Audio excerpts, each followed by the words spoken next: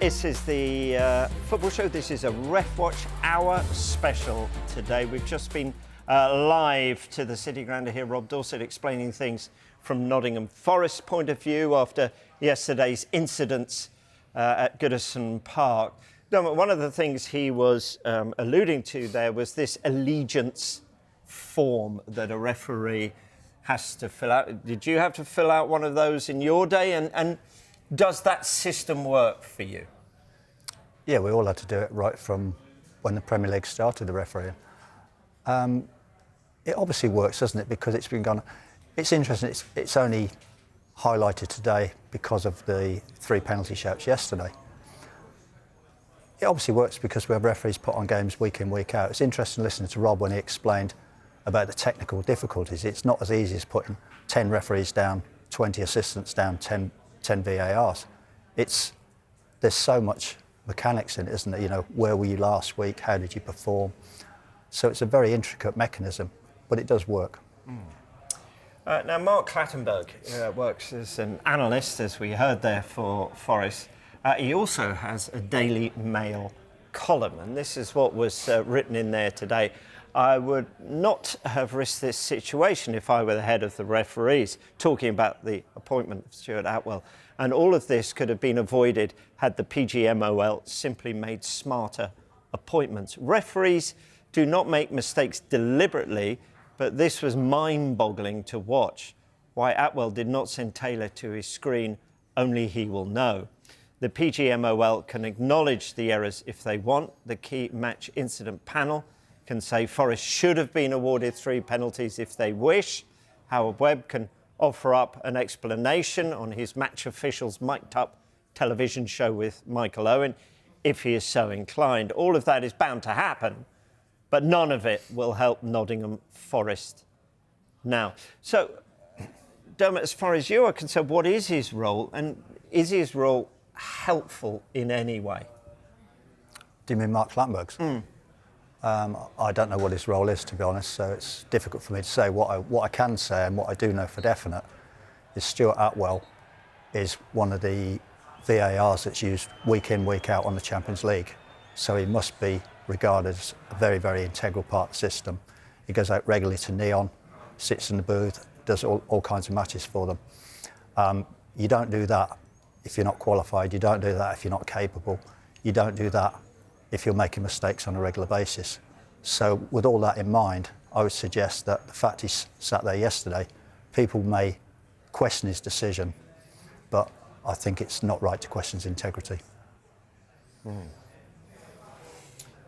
Stephen, so you can understand, I guess, Nottingham Forest's frustrations at the decisions that were made on the pitch, but the decision that was made afterwards to make the statement, did that go too far in your opinion? Are they in danger of losing sympathy that they might well have had from football fans with these kind of accusations?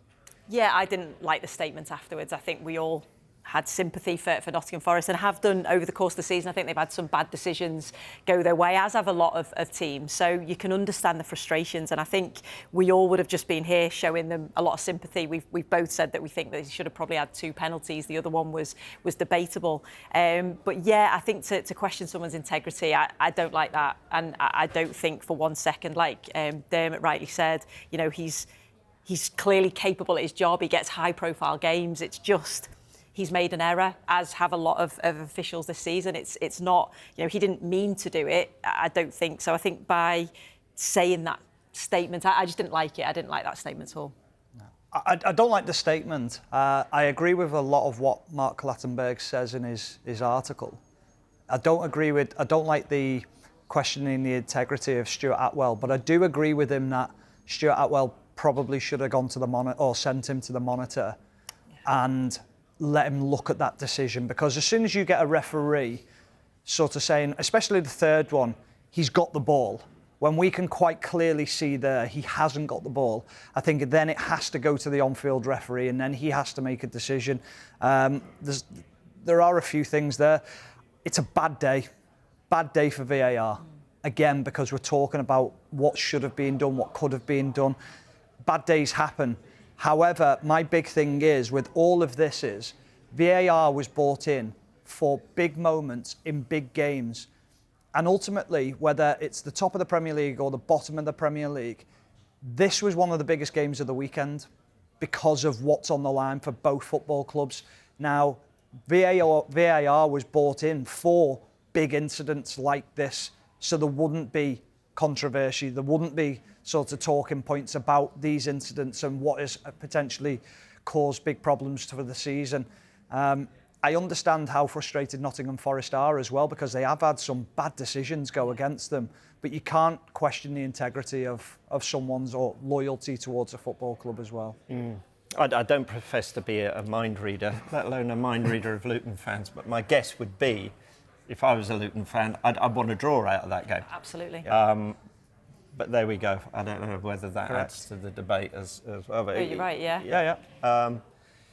OK, Dermot, how does this affect refereeing for Forest going forwards? I mean, we're all human. Will a referee be on tenterhooks now when they referee Forest games in case they get accused of something? Do PGMOL officials now have to consider supporting their officials more publicly when they're, or perhaps deciding who Forest get as their officials, even more scrutiny now going forward because of this event?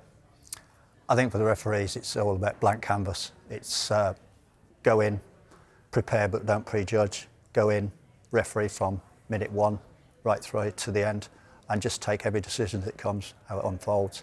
Is what happened yesterday is history, isn't it? It's all about what happens today, what happens tomorrow.